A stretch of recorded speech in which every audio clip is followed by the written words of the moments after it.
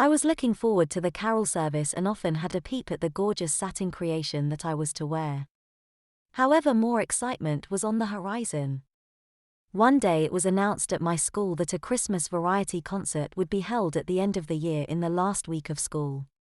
Each senior school class was to provide an item and a prize would be given to the best item. There would also be some special items involving people from a few classes. Under this heading, a gymnastic display would be given by the specialist gym team. I was a member of this team and was very excited at the prospect. Then came the bombshell announcement that, to add a bit of spice and fun to the item, the gym team would wear GHS school uniforms. The mind boggled at the thought of doing a handstand in a gym tunic with black stockings and suspenders exposed. The news was met with very mixed feelings by the team, a few of which were big rugby players and not interested in anything sissy. There was no getting out of it and we were told to borrow the necessary items of clothing from girlfriends, etc. Gym tunic, I of course had no problem as I already had the entire outfit in my cupboard at home. One of the boys in my class fancied himself as a playwright and wrote a play called Le Café de Rotmort, which he said meant the cafe of the dead rat. This was to be our item and the cast comprised 2 Chicago-type gangsters and a sweet young couple who were caught in a crime scene. The boy and his innocent girlfriend were to be involved in a bank robbery against their wills and police were to raid the cafe. The rest of the class was either cops or thugs. Naturally, I was chosen to be the girlfriend due to my baby face and small build, so I had to prevail on my dear mum to make me an appropriate dress. We discussed the dress and decided that an innocent young girl would wear a flared dress with lots of petticoats. Mum had a taffeta dress and petticoats, which with slight alteration fitted perfectly. She borrowed a beautiful brown wig and size 8 high-heel court shoes and I produced the rest of the clothes to turn me into this gorgeous young girl. The carol service was to be on Saturday and the variety concert was on the following Friday and Saturday nights, so I had to attend 2 lots of dress rehearsals and 3 performances in my girly clothes. I was over the moon with excitement and at last the first dress rehearsal arrived, the carol service. This was an evening rehearsal and Mum helped me dress and did my makeup at home before driving me to the town hall where the service was to be held. The orchestra was all in white satin and the choir was in pink satin. The whole effect with the spotlights on was quite stunning and made me want to cry, it was so beautiful. What a sissy, but girls are allowed to cry when they're happy. Sitting down was interesting as my satin dress pulled tight across my legs and felt so nice. We played well and the singing as angelic. Eventually we all trooped out to waiting cars. It was amazingly difficult to step down the curb in my dress and getting into the car was equally difficult. I eventually pulled my dress up to my knees and got blasted by Mum for being unladylike. I guess that there was still some boy left in me. That night the little white angel had a very wet dream in which he was kissing a little pink angel. Nothing like satin rubbing together to give you dreams. The next dress rehearsal was the variety concert, which was also held in the town hall. My first curtain call was for the play, so I got dressed and made up at home. The pink floral dress had puff sleeves, a tight waist and a circular skirt. I wore beach bronze nylon stockings and white shoes with heels.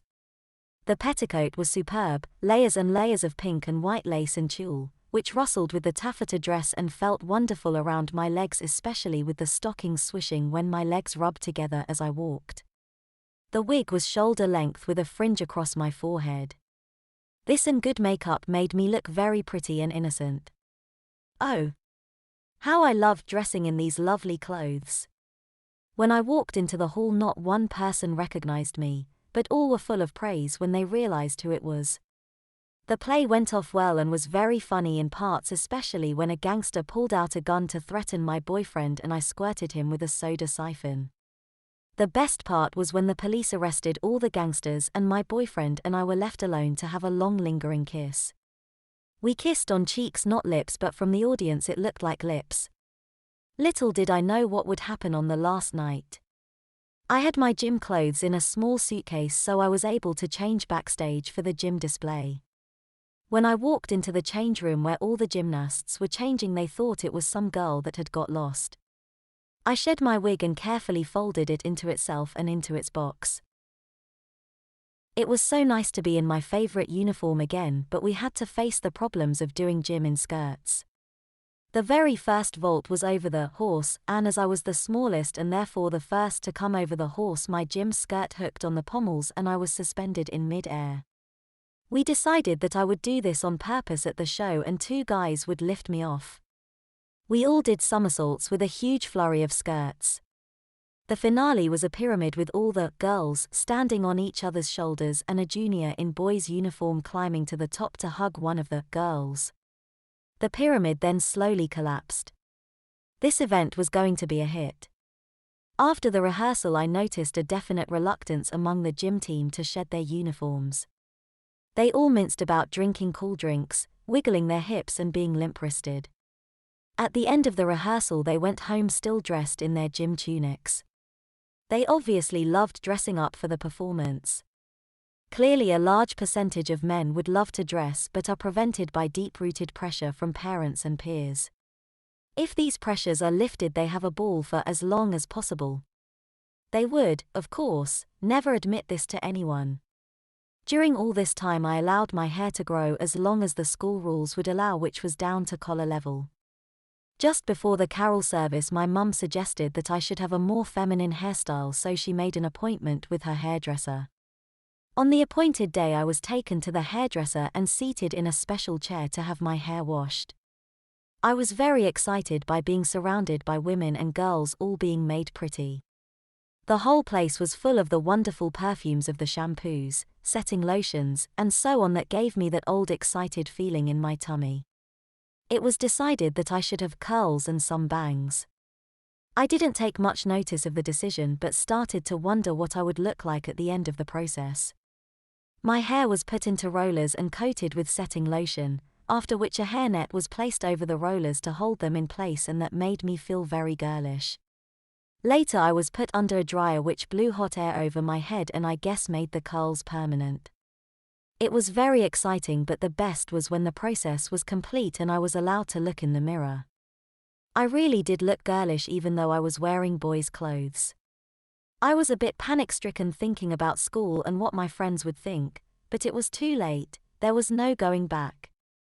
While we were at the hairdresser, my mum suggested that to really complete the makeover, I should have my earlobes pierced. I really wasn't mad about this but went along with it out of interest, and after all I did love all girlish things. This procedure was done by the hairdresser and was quite easy, although it stung for a few minutes when the studs were inserted.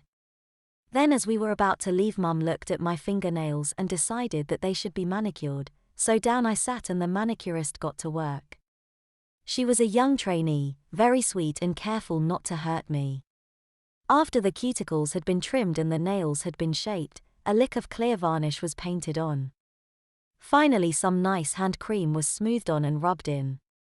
My hands felt super and I walked out of the shop on a cloud. I had been so good that Mum asked me if there was something that I would like as a little reward. We were just passing a ladies' outfitter and in the window was a gorgeous pink satin baby doll nightie. I pointed at it and as a joke said, "How about that?" To my utter surprise, my mum said, "Oh, that's a great idea, I would love to buy that for you." So into the shop we trooped, and fortunately I wasn't asked to try it on as Mum could estimate the size. The shop assistant took a box from the shelves and we set off for home with the box in a big packet. At home, Mum gave me the packet and said, "There you are, my love, I hope you enjoy wearing it. You must try it on and make sure the size is right." I dashed up to my bedroom, locked the door, and with a wildly beating heart opened the box. I had assumed that the nightie was just a nightie, but I discovered that there was also a pair of matching satin panties with some lace around the legs. The nightie came to just above my knees, and in the mirror with my new curly hair and studs I looked simply stunning. I had a secret lipstick and put some on to enhance the image just as my mum knocked on the door. I let her in and she just gasped. "You really should have been a girl," she smiled, giving me a hug. "I would have liked that," said I with feeling. "Would you really?" Mum asked. I just blushed, smiled and said, Yes, I would. No more was said, but Mum looked very thoughtful. I couldn't help wondering what she was thinking, but it would be some time before I was to find out. That evening when supper was finished, I said I was very tired and would like an early night. Dad was asleep in his favorite armchair, so Mum gave me a knowing smile and kissed me goodnight. I had a nice bath with some of Mum's fragrant bubble bath, and needless to say put on the new baby doll. In bed it felt wonderful when I moved or turned over, and I was soon fast asleep. I had the most wonderful wet dream in which I was dancing in my nightie with the manicure girl who had done my nails. The day of the carol service dawned and I kept having that wonderful excited sort of butterflies feeling in my tummy. I decided to do some practicing as the music was quite hard. While I was hard at work, Mum came in and suggested that I should wear a dress round the house just to get really used to moving like a real girl. She had been to town and bought me a layered Spanish-style pink floral skirt and a pretty matching blouse with puff sleeves. I was also given a pair of sandals with slight heels and delicate white straps. In no time I was transformed into a gorgeous young girl with curly hair. I had lunch dressed like that and revelled in the feel of those clothes on my smooth bare legs. After lunch I went back to practicing my violin, but this time I went to my bedroom where I could see myself in the big mirror. What a vain young lady! I wore my bra and breast forms, which of course added to the feminine feelings rushing through my body. After a half hour I needed to go to the toilet to wee. After I was all back decent again, I decided to go for a walk in the garden and smell the roses. I really felt like a girl and enjoyed the delicious feel of the cool breeze playing around my legs and lifting my skirt with cheeky little puffs. Back in my bedroom I took off my skirt, blouse and shoes and curled up on my bed for a nap. The next thing was my mum knocking on the door telling me that I must bath and get dressed for the carols. My clothes were all beautifully ironed and laid out on the bed by my dear mummy by the time I had finished my bath, and in 10 minutes I was all ready to go. A last check of violin, music etc., and I went out to the car where my dad opened the door for me. I think he rather liked having a daughter to spoil, although he never said much about it. I think the biggest thrill of the carol service was when we walked onto the stage in our long white dresses. It was impossible not to walk in a feminine way, as the dress was fairly narrow at the bottom. The whole thing was a huge success, and again the headmistress congratulated me on looking very pretty. Joan was also in the orchestra and we kept together for the tea party afterwards. Brian was in the audience and we met him after the performance. He looked so handsome and gave me a kiss on each cheek to say, "Well done." I really melted inside and wanted so much to kiss him properly, but that would have to wait for later. There was no doubt in my mind that, whether I was dressed as a girl or a boy, I was in love with Brian. The school concert went very well the following Friday and was especially exciting as the whole of GHS was present. On the Saturday night our kiss was somewhat different, as my boyfriend kissed me full on the lips and the audience erupted with glee. Afterwards I found Brian very withdrawn and eventually I asked him what was the matter. He answered that he was jealous of the kiss my boyfriend had given me in the play. It seemed that Brian might be in love with me as well. The answer came at a most unexpected time weeks later when I went to borrow a tennis racket from Brian one afternoon after school. I was in my school uniform and Brian was in his. He was alone in the house and asked whether I would like a cold drink. I said yes and went with him into the kitchen to get the drinks. He handed me a drink and our hands touched, which as usual was like an electric shock for me, and he obviously felt it too. Then I nearly died of surprise because he gave me a little kiss on the lips and said, "You know I really love you." I was dumbfounded for a few seconds, then whispered, "I love you too," whereupon we put our arms around each other and hugged for a long time. What followed will remain with me to my dying day. Brian kissed me and his tongue forced open my mouth to a full French kiss, with our tongues intertwining and our lips locked together. Somehow the fact that we were two boys kissing deeply made it 10 times as sexy as anything I had ever experienced.